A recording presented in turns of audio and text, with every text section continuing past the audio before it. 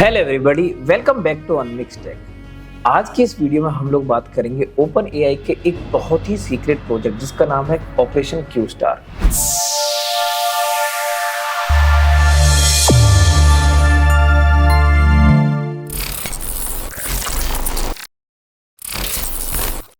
नवंबर 2021 में जब open AI ने मार्केट में अपना चैट जीपीटी नाम का जो एआई टूल है उसको लॉन्च किया, तो उससे पता चला कि आर्टिफिशियल इंटेलिजेंस का इस्तेमाल किस हद तक हम अपनी डे टू डे जिंदगी में कर सकते हैं। वैसे तो ओपन एआई 2015 में बनाई गई एक नॉन प्रॉफिट ऑर्गेनाइजेशन थी। नॉन प्रॉफिट ऑर्गेनाइजेशन, इसका मतलब इसका कोई भी ऐसा एम नहीं था कि इसको अपने इन्वेस्टर्स के लिए कोई प्रॉफिट जनरेट करके देना है, बल्कि इसका मेन गोल था एक सेफ और बेनिफिशियल आर्टिफिशियल इंटेलिजेंस तैयार करना जो कि ह्यूमैनिटी के लिए बहुत ज्यादा बेनिफिट हो सके। और जब चैट जीपीटी को लॉन्च किया गया ना, तो ओपन एआई ने कमिटमेंट दिया, जो कि उनकी वेबसाइट पर भी मेंशन्ड है कि उन्हें $1 बिलियन का मिनिमम डोनेशन करना ही करना है टू नॉन प्रॉफिट ऑर्गेनाइजेशंस। हालांकि 1 बिलियन तो नहीं, पर अभी तक वो अराउंड $130 मिलियन के करीब डोनेशन कर भी चुके हैं। ओपन एआई के सीईओ बने सैम एल्टमैन। सैम एल्टमैन जो कि आर्टिफिशियल इंटेलिजेंस के एक नए इनोवेटर की तरह से ना इस 21st सेंचुरी में एक बड़ा चेहरा बन के उभरे हैं। हर सदी में कोई ना कोई एक ऐसा चेहरा रहा है जिसने मार्केट को, पूरे वर्ल्ड को ना डिसरप्ट किया है, एक अमेजिंग नए इनोवेटर के तौर पे उभर के आया है। ओपन एआई के सीईओ सैम एल्टमैन ये एक ऐसे ही चेहरे थे जिन्होंने 21st सेंचुरी में आर्टिफिशियल इंटेलिजेंस की दुनिया में अपने आप को एक अलग मुकाम पे पहुंचाया है। लेकिन 17 नवंबर 2023 को कुछ ऐसा होता है कि ओपन एआई के जितने भी बोर्ड मेंबर्स हैं ना, वो अपने सीईओ सैम एल्टमैन को फायर कर देते हैं। लेकिन उससे नेक्स्ट डे ही नवंबर 18 को माइक्रोसॉफ्ट और जो अदर ओपन एआई के इन्वेस्टर्स थे ना, उन्होंने बोर्ड ऑफ डायरेक्टर के सामने एक प्रपोजल रखा कि आपको सैम एल्टमैन को वापस सीईओ की तरह लेना ही पड़ेगा। इससे पहले बाकी के जितने भी बोर्ड ऑफ डायरेक्टर है ना, उन सबकी आपस में गूगल मीट पे एक मीटिंग होती है। उस मीटिंग के बाद उन्होंने सैम एल्टमैन को उस कॉल के अंदर ऐड करके उनको बताया कि आपको अपनी पोस्ट से फायर कर दिया गया है। जैसे ही ये न्यूज बाहर गई और ओपन एआई के सारे एम्प्लॉयज के पास तक ये खबर पहुंचती है, तो 770 में से 730 एम्प्लॉयज ने ऑन द स्पॉट पूरे बोर्ड ऑफ मेंबर को बोल दिया कि अगर आप सैम एल्टमैन को सीईओ की पोस्ट से हटाएंगे तो हम लोग भी रिजाइन कर देंगे। विच मीन्स कि 95% से ज्यादा एम्प्लॉयज ने ना उनके बोर्ड ऑफ मेंबर को बोल दिया कि अगर सैम एल्टमैन नहीं है यहाँ पर, तो विच मीन्स कि हम लोग भी इस कंपनी के साथ काम नहीं करेंगे। और अगले 4 दिन में 3 अलग अलग लोगों को ओपन एआई का सीईओ बनाया जाता है। लेकिन नेक्स्ट डे ही सैम एल्टमैन को वापस सीईओ की पोस्ट मिल जाती है। अब सबसे हैरानी वाली बात यह है कि आखिरकार उन बोर्ड ऑफ मेंबर्स ने सैम एल्टमैन को फायर ही क्यों किया। इसके पीछे कारण बताया जाता है कि सैम एल्टमैन ने ओपन एआई, जो कि एक नॉन प्रॉफिट ऑर्गेनाइजेशन है, उसके साथ साथ उसकी एक सब्सिडरी कंपनी जिसका नाम था ओपन एआई ग्लोबल एलएलसी, उसको भी फॉर्म किया था। अब ये एक नॉन प्रॉफिट ऑर्गेनाइजेशन नहीं थी, ये एक प्रॉफिट ऑर्गेनाइजेशन है जिसमें इन्वेस्टर्स को ये बताया गया था कि आपको ऑलमोस्ट 100x, मतलब अगर आप उसमें $1 इन्वेस्ट करते हैं तो आपको $100 आपको उसकी रिटर्न मिलेगी ही मिलेगी। और इस कंपनी में सबसे ज्यादा इन्वेस्टमेंट करता है माइक्रोसॉफ्ट के पास अराउंड इसका 40% स्टेक है। बाकी का बहुत सारा स्टेक होल्डिंग इसका ओपन एआई की जो एक नॉन प्रॉफिट ऑर्गेनाइजेशन है उसके पास है। और इसमें ये कमिटमेंट दिया गया कि 100x से ऊपर अगर आपका इन्वेस्टमेंट रिटर्न आता है तो उस सब का इस्तेमाल ओपन एआई, जो कि नॉन प्रॉफिट ऑर्गेनाइजेशन है, उसमें किया जाएगा। अब ये जो open AI global LLC Sam Altman ने बनाई थी, इसका मेन रीजन क्या था? इसका मेन रीजन था प्रॉफिट बनाना। और इस प्रॉफिट बनाने के लिए इन्होंने एक सीक्रेटली एक प्रोजेक्ट पे काम करना स्टार्ट किया जिसका नाम था operation Q star. Operation Q star एक advanced AGI system, artificial general intelligence और आर्टिफिशियल इंटेलिजेंस बेस्ड एक अमेजिंग प्रोजेक्ट होने वाला है, जिसके बारे में कोई भी डिटेल सैम एल्टमैन ने अपने बोर्ड ऑफ मेंबर्स को कभी नहीं बताई। और ये बहुत बड़ा कारण था, जब भी ये कॉन्फ्लिक्ट स्टार्ट हो रहा था तो बोर्ड ऑफ मेंबर ने हमेशा ये बोला कि सैम एल्टमैन चुपचाप रहते हैं, उनसे कोई बात नहीं करते हैं और हमेशा काफी सीक्रेटिवली टास्क करते रहे हैं।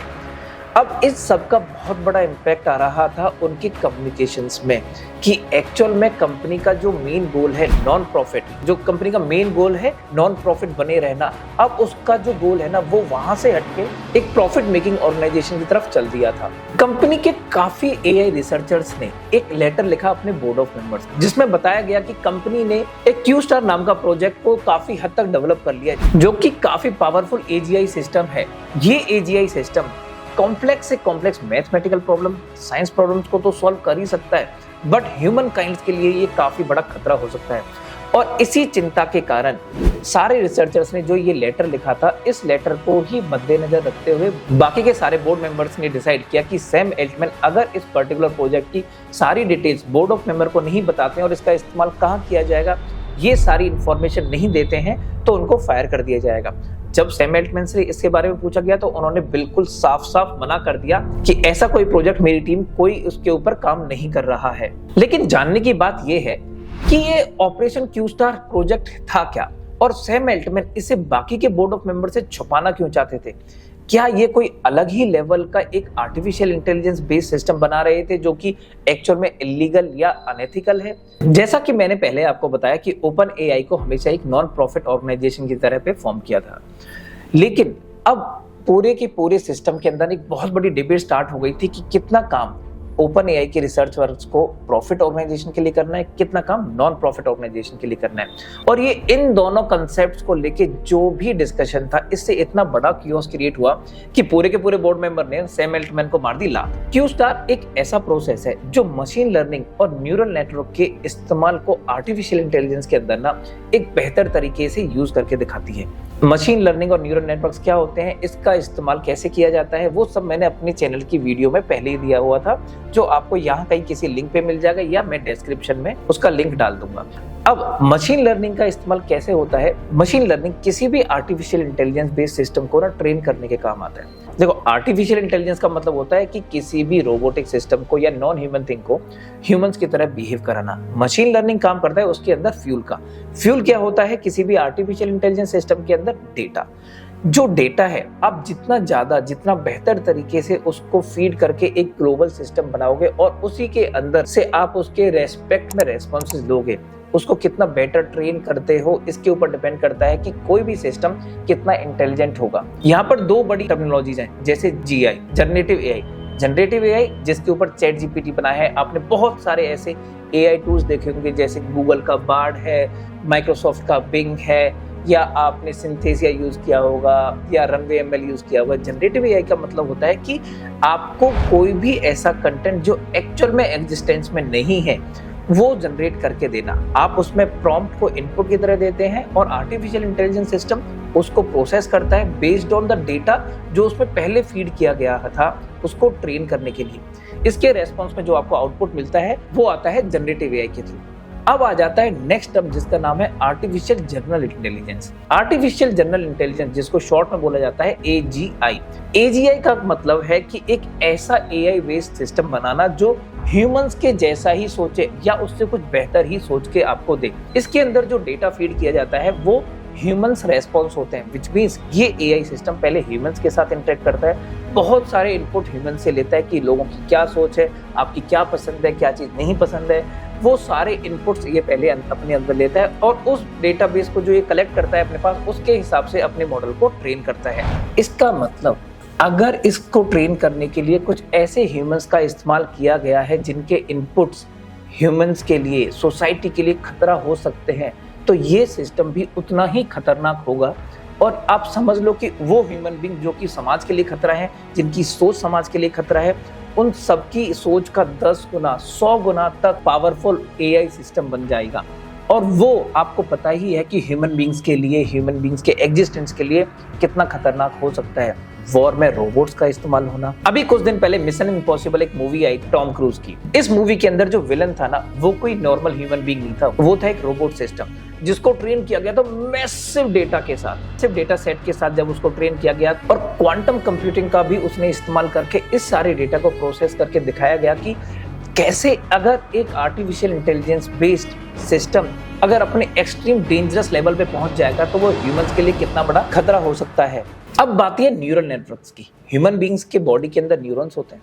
न्यूरॉन्स जैसे अपने आप में आपस में कोऑर्डिनेट करते हैं, उसी हिसाब से न्यूरल नेटवर्क भी अपने आप में आपस में कोऑर्डिनेट करते हैं और डेटा को जनरेट तक भी करके अपने आप को ट्रेन करते हैं, विच मीन्स कि जो उसका इनपुट है ना, केवल उसको एक्सटर्नल इनपुट्स की जरूरत नहीं पड़ती है, वो अपना इनपुट खुद भी जनरेट कर लेता है और आसपास के माहौल के हिसाब से अपने आप को ढाल लेता है। इसका मतलब ये हुआ कि मशीन्स ना अपने आसपास के एनवायरनमेंट के हिसाब से अपने आप को ट्रेन करेंगी और उसके हिसाब से अपने आप को रिप्लाई भी करेंगी। इसका बहुत बड़ा एग्जांपल है self driving cars. Self driving cars अगर आपने देखी हैं तो आपको समझ में आ गया होगा कि जो ऑटोमेटेड सिस्टम होता है ना, वो सामने चल रही गाड़ियां, वो कौन कितना तेज ब्रेक लगा रहा है, कोई लेफ्ट टर्न कर रहा है, कोई राइट टर्न कर रहा है, उसके हिसाब से अपनी स्पीड को, अपनी डायरेक्शन को, अपनी ब्रेक को, सब चीज को एडजस्ट करती हैं। इसी तरीके से न्यूरल नेटवर्क्स हेल्प करते हैं किसी भी मशीन्स को उसके एनवायरनमेंट के सारे इनपुट्स को लेके प्रोसेस करने में और उसके हिसाब से रिएक्ट करने में। अब जैसा कि मैंने आपको बताया कि एजीआई के अंदर ना ह्यूमन इनपुट्स होते हैं, किसी पर्टिकुलर सिचुएशंस में ह्यूमंस कैसे रिएक्ट करते हैं, क्या बोला जाता है, क्या नहीं बोला जाता है, वो सब कुछ का फीड एक मशीन के अंदर हो रहा है। देखो, ह्यूमंस को मशीन से एक चीज बहुत ही अलग करती है, जो कि है इमोशंस, एम्पैथी, विच मीन्स कि अगर आप ये इमोशंस और एम्पैथी ना एक मशीन के अंदर अगर डाल दोगे, नाउ यू कैन अंडरस्टैंड कि वो कितना बड़ा डिजास्टरस इनोवेशन भी साबित हो सकता है।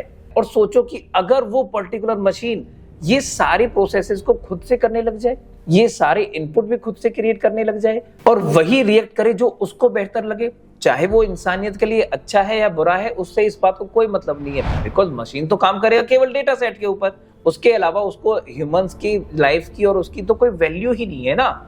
और आप सोचो कि इसका इम्पैक्ट कितना ज्यादा हो सकता है ह्यूमैनिटी के ऊपर और हमारी जॉब प्रोफाइल्स के ऊपर। इंडिया के अंदर इतनी बड़ी वर्कफोर्स है, अगर ये सारे काम एजीआई के हेल्प से या आर्टिफिशियल इंटेलिजेंस की हेल्प से बेहतर तरीके से किए जाने लगे तो इतने ज्यादा लोग अनएम्प्लॉयड हो जाएंगे। आपको याद होगा कि मैंने एक रिपोर्ट के बारे में बताया था जिसमें बोला गया था कि 2024 और 25 के अंदर ना अराउंड 30 मिलियन के करीब करीब जॉब्स हैं जो जाने वाली हैं केवल और केवल आर्टिफिशियल इंटेलिजेंस के इनोवेशंस की वजह से। और रिसेंट में ही हुआ है ना, अमेज़न ने अपने वेयर हाउसेस में 7 लाख से ज्यादा ह्यूमन रोबोट्स डाल दिए हैं जो कि रिपीटेड टास्क को करने के लिए कैपेबल है। और अब वहां से वो 7.5 लाख जॉब्स अमेज़न ने तो अपने वहां से हटा ही दिया लोगों को कि भैया जब मेरे पास रोबोट्स हैं सेम काम करने के लिए और वो 24/7 काम करेंगे तो मुझे ह्यूमन बीइंग्स चाहिए क्यों, मैं तो अपना काम रोबोट से करा लूंगा। चलो वापस आते हैं क्यू स्टार के बारे में, समझते हैं कि क्यू स्टार एक्चुअल में होता क्या है। अब क्यू स्टार को आप समझो एक चेस बोर्ड के हिसाब से। चेस बोर्ड में जो आपका प्यादा है ना, वो एक पर्टिकुलर लोकेशन पे खड़ा हुआ है।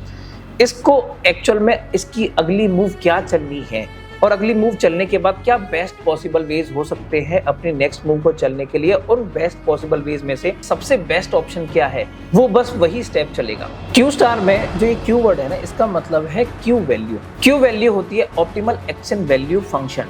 इसका मतलब कि आपका नेक्स्ट मूव क्या होगा, कितने पॉसिबल वेज हैं, उनमें से बेस्ट ऑप्शन क्या है, ये बस वही आपको करके देगा। और उसी बेस्ट पॉसिबल ऑप्शन को मैथमेटिक्स की भाषा में बोला जाता है क्यू स्टार। इसका मतलब चेस के गेम में आपका नेक्स्ट बेस्ट पॉसिबल ऑप्शन क्या है, ये बताएगा आपको क्यू स्टार एआई सिस्टम। और ये तो बस ना एक एग्जांपल था जिससे मैं आपको समझा सकूं कि क्यू स्टार प्रोजेक्ट की वैल्यू कितनी ज्यादा है। और जरा सोचिए कि अगर क्यू स्टार का इस्तेमाल एवरीडे लाइफ में आ गया तो केवल बेस्ट पॉसिबल ऑप्शन ही अगर सिलेक्शन में रहेंगे तो जो बेस्ट के बाद वाले ऑप्शन है उनका क्या होगा। इसको आप एक और एग्जांपल की तरह से समझो, अगर ऑफिस में केवल वही बंदा काम करे, मैनेजमेंट आपको बोल दे कि जो star performer of the month है बस वही काम करेगा कंपनी में, उसके अलावा बाकी सारे एम्प्लॉयज को फायर आउट कर दिया जाएगा, कितने सारे लोग जॉब से हाथ धो बैठ सकते हैं। और इसी क्यू स्टार प्रोजेक्ट की वजह से सैम एल्टमैन ने जो सीक्रेसी रखी थी अपने पास, और इसी क्यू स्टार प्रोजेक्ट की वजह से सैम एल्टमैन को उनके ओपन एआई से उस टाइम पे फायर किया गया था। लेकिन इन्वेस्टर्स का दबाव, एम्प्लॉयज का दबाव में वापस से आके बोर्ड ऑफ मेंबर्स ने सैम एल्टमैन को वापस से सीईओ ले लिया है। इस क्यू स्टार प्रोजेक्ट का करंट में क्या स्टेटस है ये तो अभी तक किसी ने नहीं बताया। कुछ लोग बोल रहे हैं कि ये काफी अर्ली स्टेजेस में है, इसका एग्जिस्टेंस है भी या नहीं है, इस बात के ऊपर भी किसी ने ऑफिशियली कभी भी कोई भी स्टेटमेंट नहीं दिया है। और ये कब लॉन्च होगा ये भी किसी को नहीं पता है। और जो टॉप रिसर्चर्स ने बोर्ड ऑफ मेंबर को जो लेटर लिखा था ना, उसमें एक्चुअल में यही चिंता जताई गई थी कि प्रोजेक्ट क्यू स्टार का जो इस्तेमाल है ह्यूमन बींग्स के ऊपर, वो बेनिफिट से कहीं ज्यादा नेगेटिव वे में या उसका नुकसान बहुत ज्यादा तो नहीं होने वाला है। और जब तक इन सारी पॉइंट्स की क्लैरिटी उन रिसर्चर्स को नहीं मिल जाती तब तक ये सारी सिचुएशन एक बहुत बड़ी मिस्ट्री बनकर रह गई है। और इस प्रोजेक्ट क्यू स्टार का इस्तेमाल ओपन एआई कितना प्रॉफिट के लिए करेगा, कितना नॉन प्रॉफिट के लिए करेगा, ये तो वक्त ही बताएगा। ह्यूमंस के ऊपर इसका कितना इंपैक्ट है, जॉब डिस्प्लेसमेंट इससे कितनी ज्यादा होने वाली है, ये तो सब कुछ वक्त ही बताएगा। मैं ऐसी ही अमेजिंग न्यूज आपके लिए आगे भी लाता रहूंगा और एक डीप नॉलेज की आर्टिफिशियल इंटेलिजेंस की दुनिया में क्या क्या चल रहा है, क्या क्या नहीं चल रहा है, मैं अपने इंस्टाग्राम चैनल पे, जिसका लिंक यहाँ कहीं दिया गया होगा, उसके ऊपर नए नए एआई टूल्स के बारे में बात कर रहा होता हूं कि उसका इस्तेमाल कैसे किया जाता है। तो मुझे इंस्टाग्राम पे भी फॉलो कर लेना और मेरे चैनल को सब्सक्राइब करना मत भूलना। मिलता हूं आपसे अपनी नेक्स्ट वीडियो में, तब तक के लिए this is your host Vasudev Kaushik signing out. See you soon.